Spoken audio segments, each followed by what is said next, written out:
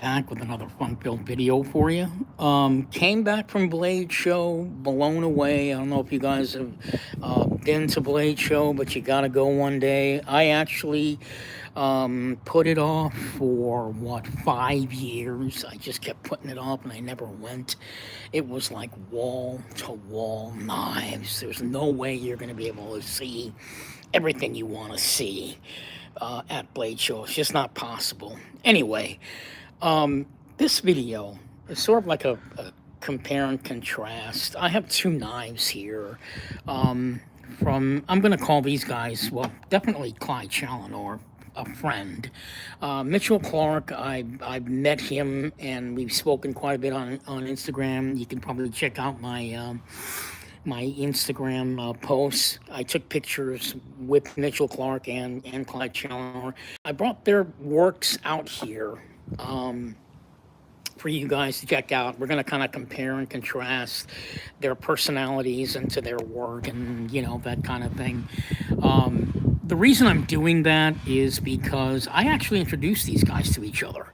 I actually introduced Clyde Challenor to Mitchell Clark, which was a huge deal. I didn't think that would ever happen, but Clyde at that point was a friend of mine, and everybody was raving about Mitchell Clark. And everybody just kept raving about him and raving about him. He was like a knife maker that was very well praised by his small audience who constantly buy knives from him over and over and over again. And when I finally bought one of his knives, I was like, oh my God. So real quickly, I'm just going to describe the knives to you. This knife, obviously made by Mitchell Clark. It's got Elkhorn scales on it. Okay, Elkhorn scales and Damascus backspacer and Damascus pocket clip. And for the pivot, mother of pearl. The action is absolutely superb. Runs on ceramic ball bearings. Centering is beautiful. Absolutely beautiful. Hidden hardware, guys. You do not see any screws anywhere on this knife. That's something that Mitchell Clark's actually mastered and does very, very well. Most people that know he has that skill, they will ask for that on their knife. He's also a very skilled sharpener. I got what's called a micro bevel. I don't know if you guys can see that, but the way he sharpens a knife is actually considered artistic as well. Look at the very close edge of this knife. Kind of mirrored that out. See what I'm saying? The edge of it is mirrored. It's called micro bevel. I've never heard of it. The reason why I got it was because my good friend James. You could check him out on Instagram, President Merklin Muffley. He's so knowledgeable in knives. When I saw his Mitchell Clark, he said that he got the micro bevel. I was like, I don't know what the hell a micro bevel is, but I want it. You know how that goes. And so I got it, and his sharpening skills are just absolutely beautiful. And he does that by hand. The steel, guys, is Magna Cut. That's the steel that I went with on this one. I wanted to have a South African knife with an American blade steel on it. So, that I thought was pretty cool. So I got that. This is and I'm gonna explain why I'm talking about these guys in a minute. I'm just quickly going over the knives. This is my Clyde Challenor Viper. With the coffin inlay. I think they call it the coffin inlay. It's got blue fat carbon fiber on both sides of the knife. We've got some titanium markings here, which is what I'm going to get to in a second. And ghost pivots. So you don't see any pivots on the knife. He ghosted them. In other words, he basically made it look like they're invisible. But if you look closely, it's kind of hard. But if you look closely, you can maybe see the line of the pivot. It's a round circular disc. Obviously, there's a pivot because there's the back part of it. It also has fat carbon fiber on the pocket clip side. Now, Clyde Challenor was actually the first knife maker. I'm not going to say he was the first knife maker to do this, but he was the first knife maker to popularize it. He did this like back in, I'm going to say like 2011, when he made his earlier knives. Oh God, it's not the Viper. Well, actually, yeah, it was his old Viper, his old style Viper, and he introduced the concept of putting carbon fiber or inlays on the back on the pocket clip side, which was something that not a lot of people do. So basically, with Mitchell Clark, as you can see, there's a lot of eye candy to either look at or not to look at. Right? You got the beautiful white L4 scales. You got the mother of pearl pivot. The Damascus pocket clip and backspacer, and the hardware is hidden. So there's a lot of eye candy to appreciate on this one. On Clyde Challenor, when you buy his knives, you have to look really closely at all the details of what this guy does, because he makes frame locks, right? Frame locks are pretty much what he's very well known for, and it's pretty difficult to make a frame lock knife have a lot, have a lot of aesthetic beauty to it. But what he does is he adds attention to all the small minor things. For example, the markings on the knife here, these titanium,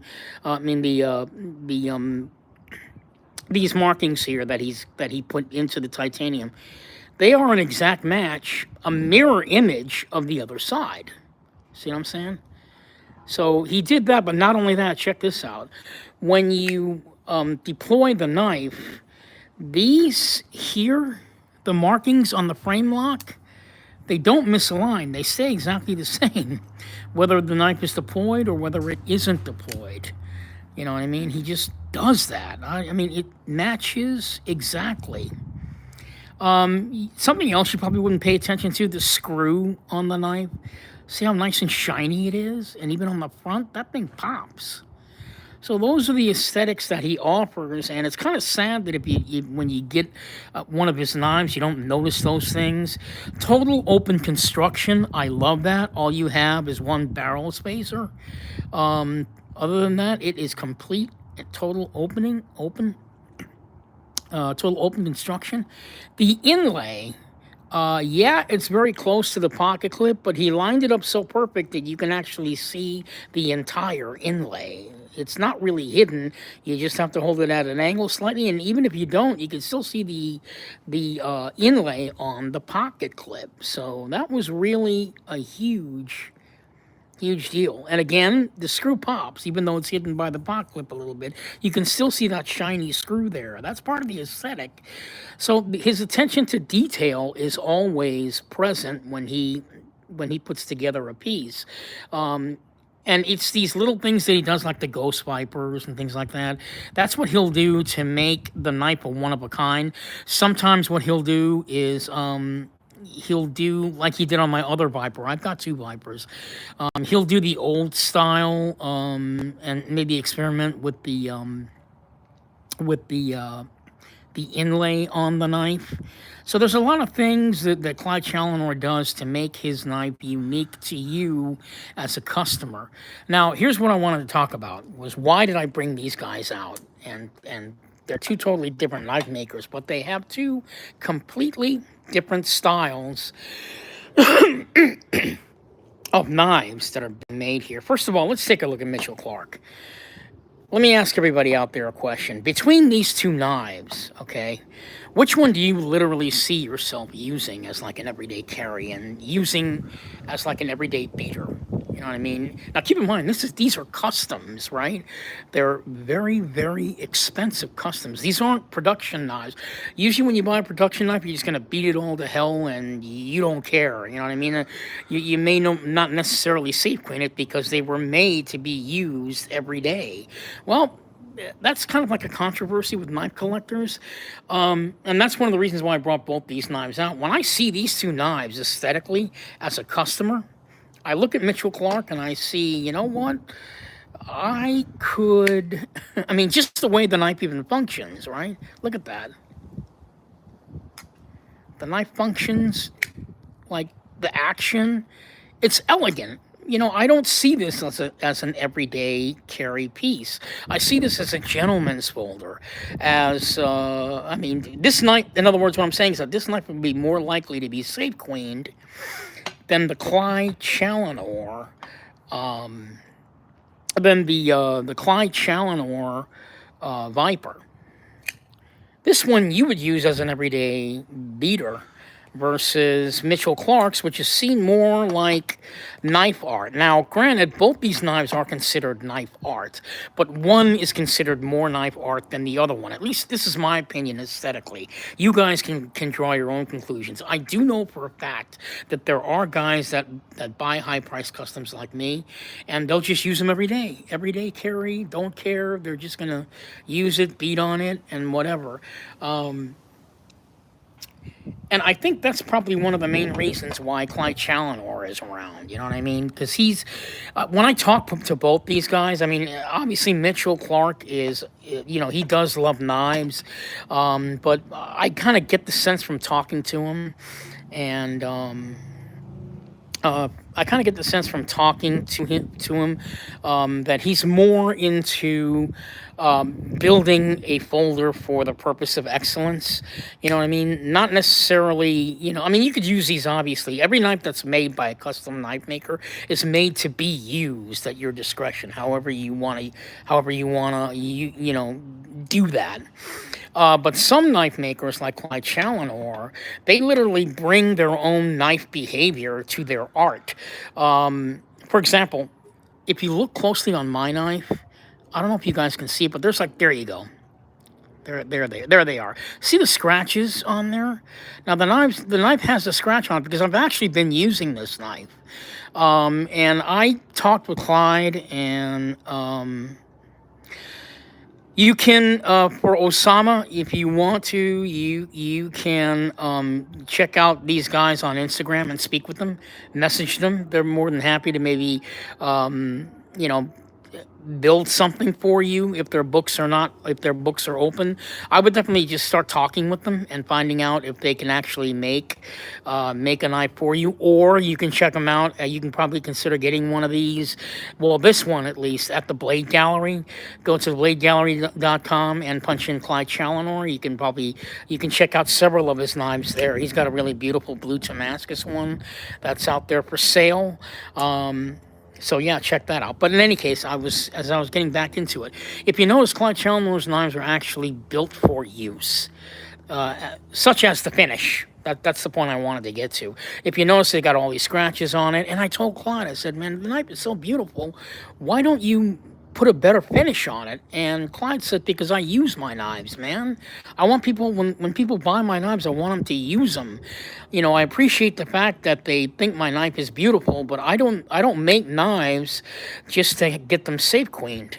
You know, I want, when a customer buys one of my knives, I want them to use it, and you know, really make full use of what they purchased. And I think that's pretty commendable on Clyde Challenor's part to create such a product. Um, Case in point, I mean, the action is completely different, right? Look at Clyde Challenor's action. His action is still smooth, right? See how smooth that's still smooth, right? But if you notice, it's tool-like smooth. I'm going to make that up because that's the only explanation I can see to it. His philosophy is he doesn't believe knives need to fall shut. They don't need to fall shut. They need to be smooth in action, but his theory is knives shouldn't be falling shut. Both knives run on ceramic ball bearings, but just again, the action on both knives are completely different. This one also stays, but look how quickly it drops. It's not as see what I'm saying? It drops almost shut versus Clyde Challenor, where it's smooth and it also runs on ceramic ball bearings, but it doesn't. He doesn't like his knife to fall shut that hard because you're going to be using this thing as a tool. And that's the reason. He could very easily, with his skills, make an action similar to Mitchell Clark, but he chooses not to. He chooses not to.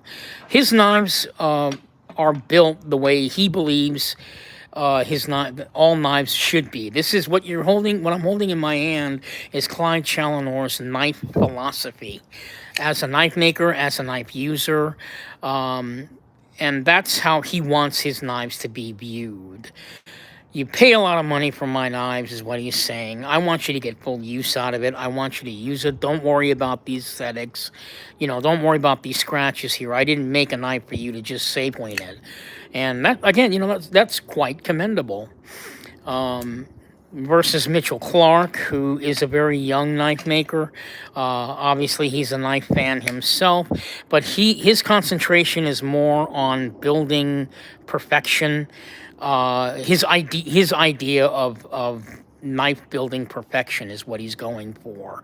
But there's a lot of similarities in these two knife makers as well, which is why it was kind of cool that they both met, because their centerings are exactly the same. They are just as dead. Centering is a very difficult thing to accomplish if you're a knife maker. Clyde Challenor does it time and time again. Just beautiful. Mitchell Clark has adapted the same as far as the centering.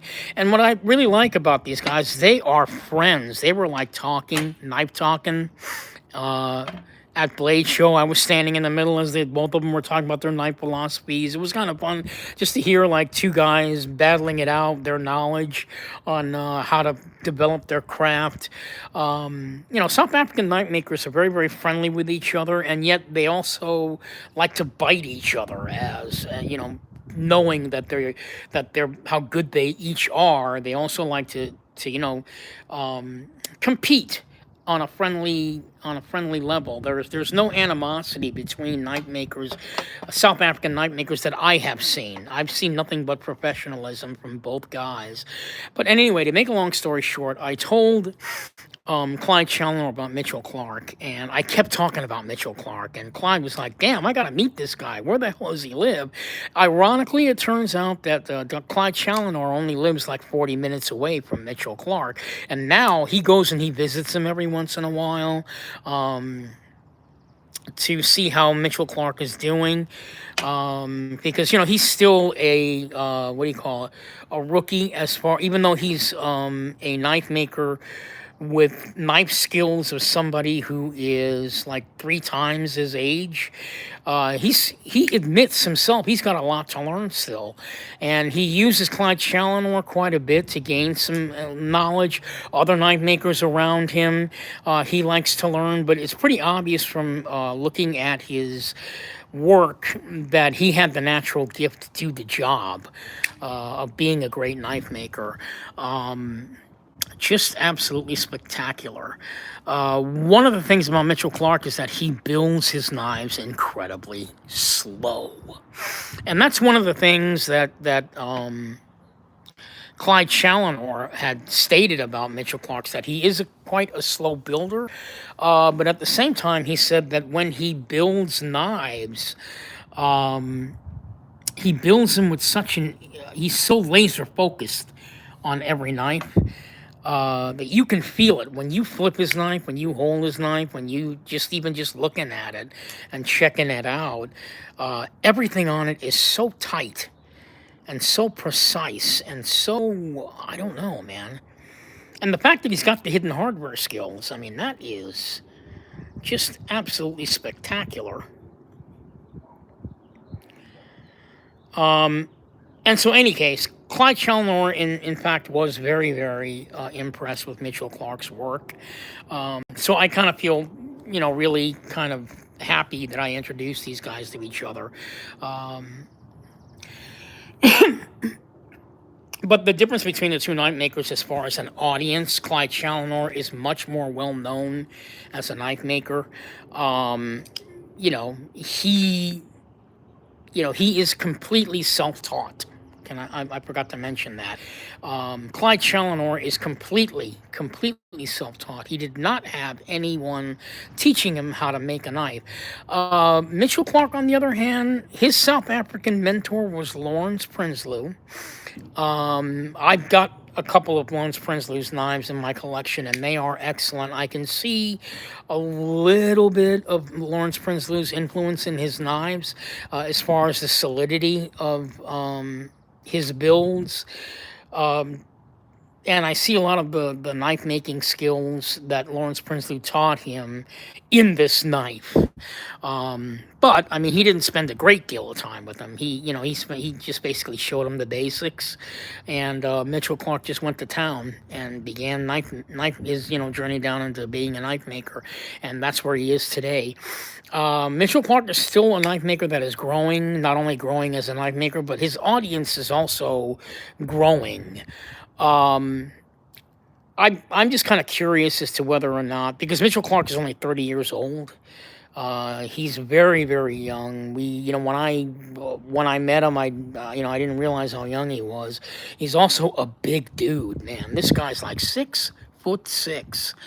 Um, he's real big. You can check out the picture of him on my Instagram post. When I was at Blade Gallery, I took a picture with him, and the guy's huge. I'm only like 5'5", but this dude is like 6'6", and he is just a big boy. And his knives are just absolutely spectacular. Um, he's a very laser-focused knife maker. But in any case, back to my point, you can see both knives. They're both completely different styles. But at the same time, there's a lot of commonality between the two of them. They both make really great, solid builds. And, I don't know why anyone wouldn't want to have both of these knives in their knife collection. Just as far as like what they have to offer and their styles, it's kind of good to have a plethora of different types of work when you're dealing with a knife collection. It's a representation of just about everything you would want in a knife. And I think both these two knife makers, the one main thing they both have in common is that they both just nailed it.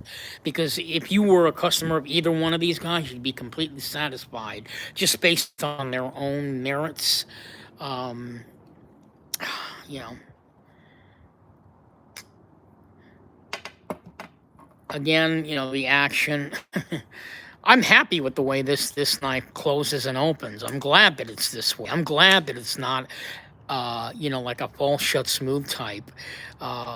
It does run on ceramic ball bearings. It's difficult to create a knife in the first place, but it's even more difficult to create a frame lock knife that would appeal to everybody. Here's another thing I forgot to mention about Clyde Challenor's knife. Mitchell Clark's knife, his ergonomics on them, I'm going to say this right off the bat, they're good. They're not great. Okay, but they are good. You can use this. You can see that he's got this little ramp here for your thumb to sit when you're using the knife. So the ergonomics are good. There are no hot spots on here, okay? However, let's get to Clyde Challenor's knife as far as ergonomics go. Clyde Challenor's knife, he's expecting you're going to be opening dozens and dozens and dozens of boxes. He's going to expect that you're going to be using this knife for at least a couple of hours. He doesn't want your hand to get tired when you're using his knife. So what does he do? When you're holding his knife and literally using it, his ergonomics are so comfortable. This thing melts in my hand.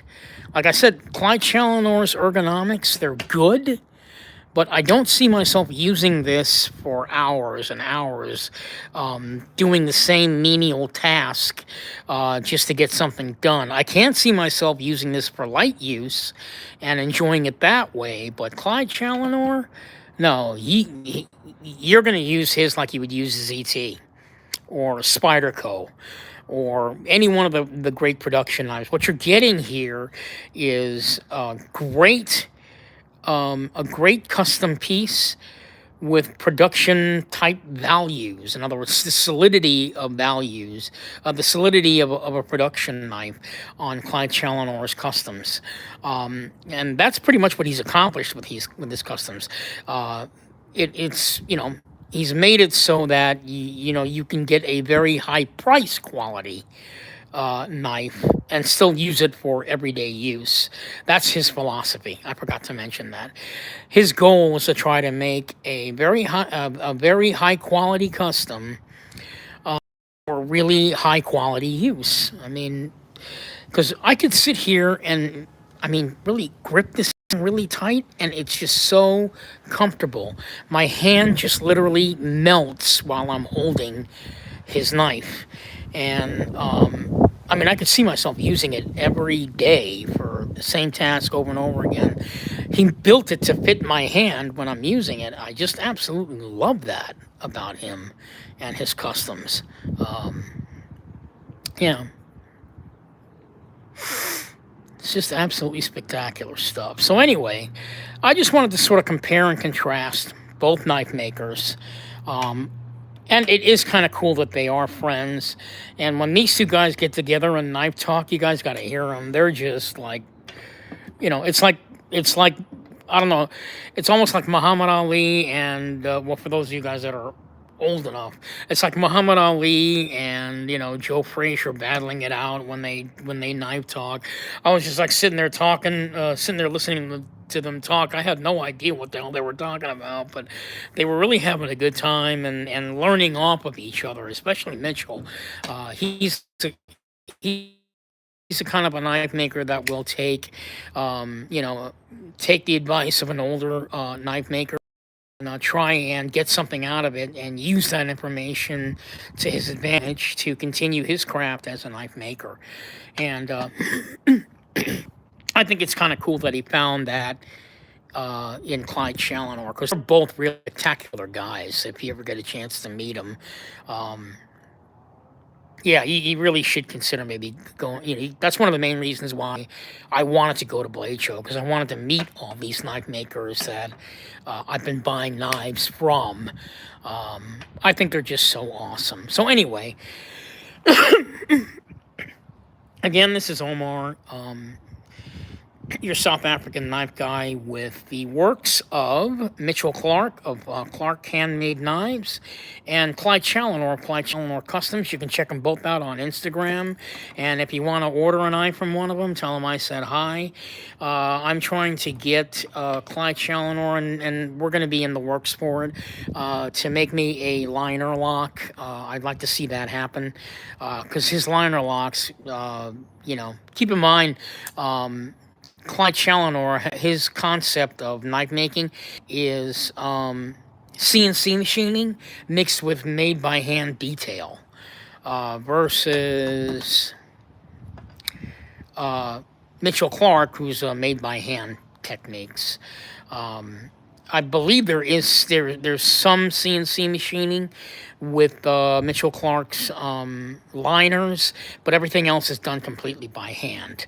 The smoothing of the handles, the mother of pearl pivot is done by hand. All that's done by hand. Obviously, the hidden hardware is done by hand. All the fastening of everything to make the knife up is done more by hand, and therefore, ordering a custom from Mitchell Clark takes a lot longer than ordering a custom from Clyde Challenor. So, two different schools of thought, two different types of knives. It's really kind of awesome that these two guys that come from two different schools of thought can come together and share and learn and give us knife collectors different flavors for,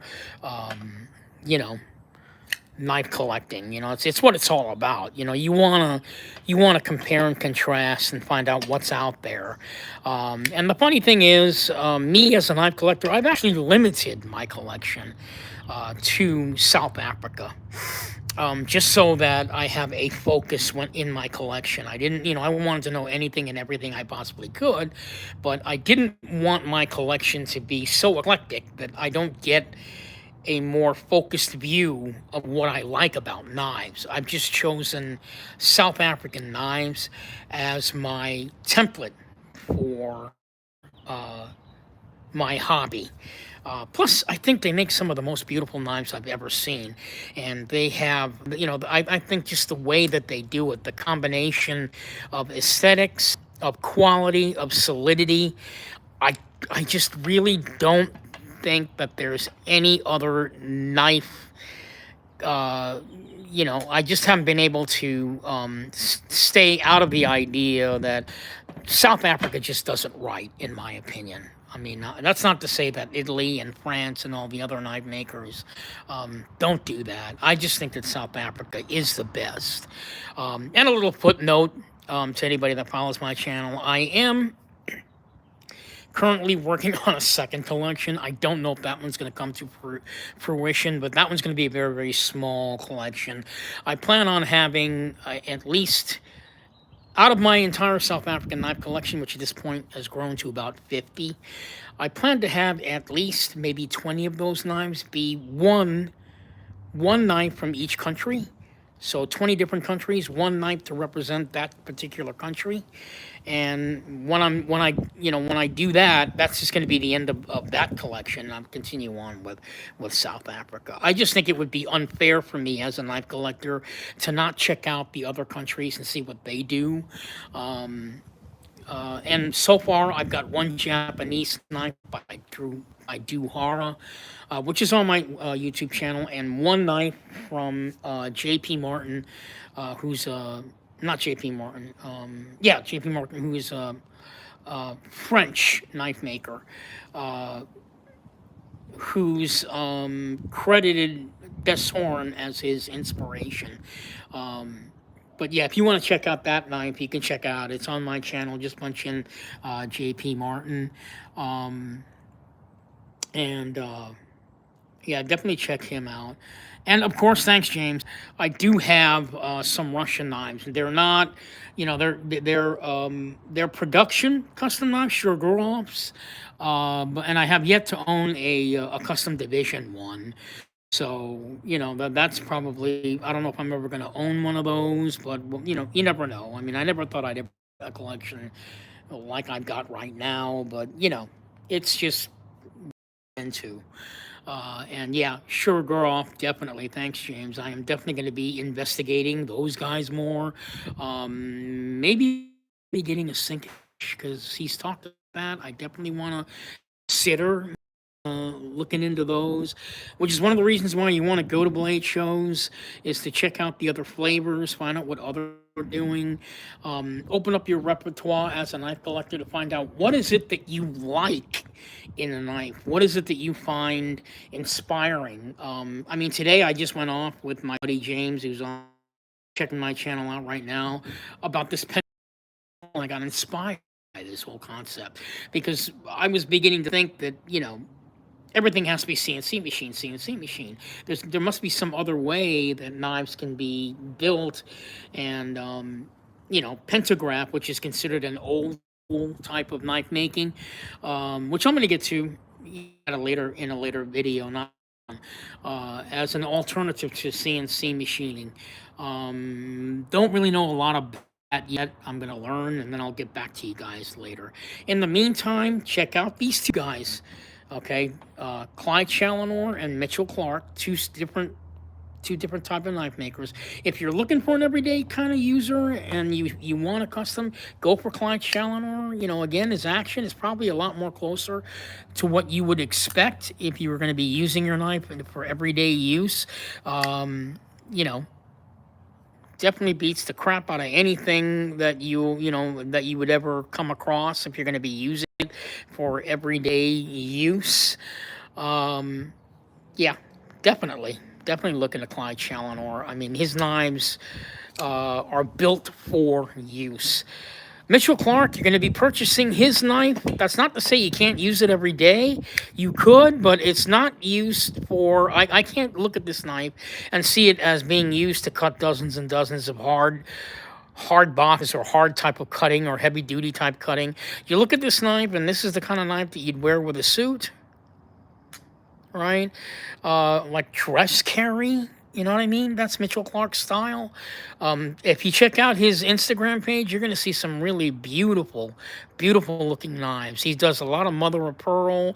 He does a plethora of materials he can put on your knife. He does beautiful work with bolsters. Um, you know, the hidden hardware, which I don't think is advertised enough on his website, in what he does. That is definitely a very, very special skill, something that he has mastered, and something that my buddy James has introduced me to. So now that's something else I want to have on my knife whenever I, you know, if I see hidden hardware, more than likely I'll probably wind up getting it. Because keep in mind, not every knife maker has that skill. So you're going to want to check out knife makers. If you're into hidden hardware, scope out knife makers that know how to do hidden hardware.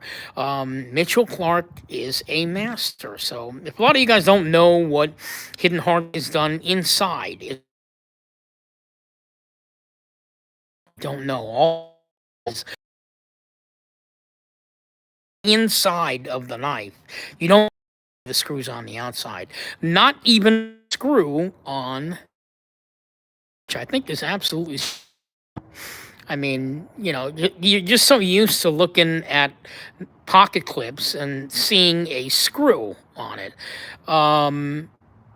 In Clyde Challenor's case, I just noticed that he doesn't have this isn't on the outside, so I'm assuming, yeah, that one is probably also fastened on the inside. I don't know how he does that. I'll have to ask him that. That's interesting. I just noticed that. So he has obviously limited screws on his knife, and obviously on my Viper, he ghosted the pivot, so you don't even see that. So that's his version of hidden hardware, I guess, for this one knife, for this one creation. Anyway, didn't mean to go on and on. Check out these two guys, because they are two of my favorites in my collection. I've got lots of favorites, but these two guys, they just scream excellence.